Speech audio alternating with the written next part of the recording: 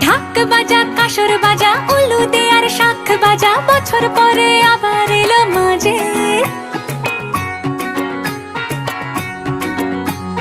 পুজো পুজো গন্ধ নিয়ে